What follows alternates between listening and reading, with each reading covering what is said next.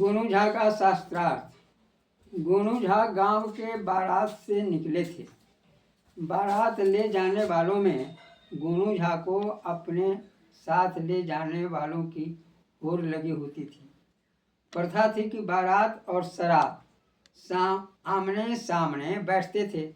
शास्त्रार्थ होने लगता था। शास्त्रार्थ के नाम पर बुझावल होता था। एक दूसरे को मात देने की कोशिश की जाती थी। उसकी वानगी देखिए। एक बार बारात गोनू झा के गांव पहुंची।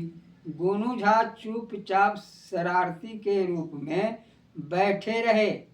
छोटे और नए तुक्कर युवक बाराती से जूझ रहे थे, पर लगा कि अब बाराती जीत जाएंगे, गोनू झा का गांव हार जाएगा कि वे बीच में पूछ बैठे, कुटुंब, आप लोगों का खच रास्ता कहाँ हुआ? बाराती चौंके। यह असभ्य ग्रामीण हमें गाली दे रहा है, ऐसा सोचा, क्योंकि शब्द का उच्चारण वैसा ही था। कुछ लोग नाराज भी हो गए। आप ऐसे अपमानजनक शब्द उच्चारण करेंगे, यह गांव तो असभ्य है, एक व्यक्ति कहा। हमने भूल की यहाँ आकर, दूसरे ने कहा। जब ऐसे संस्कार हैं तब बहू कैसी होगी, हमें लौट चलना चाहिए, दूल्हे के चाचा ने कहा। अब शरारती घबरा गए। वे हाथ पैर जोड़ने लगे। कुछ लोग गोनू झा के लानत सलामत करने लगे। गोनू झा चुप बैठे मुस्कुरा रहे थे। आपको बड़ी हंसी आ रही है, गोनू काका आग लगाकर हंस रहे हैं। यह समेटिए अब, कन्या के भाई ने कहा। गोनू झा ने गुरु गंभीर को कर कहा, आप सब शब्द की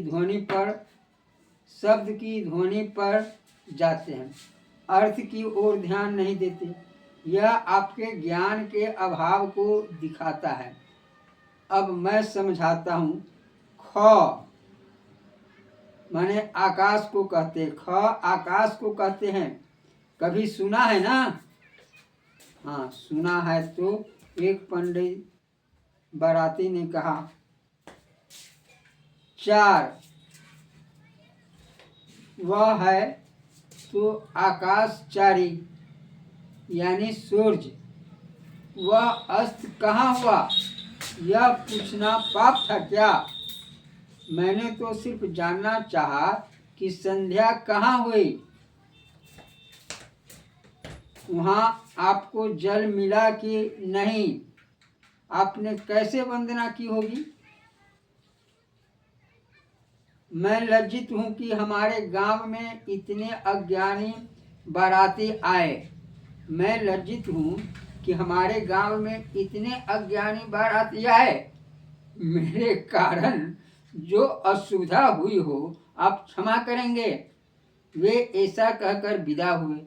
बाराती आकर सामने खड़े हो गए। आप गोनू बाबू हैं, यह हम समझ न पाए, वरना हम समझ जाते कि आपके प्रश्न में कुछ गूढ़ अर्थ छिपा है। अब गोनू झा का सिक्का फिर जम गया। जय श्री सीते। हाँ, हटा मोबाइल। हाँ, कहो हो गए। देखते क्या मिनट हो।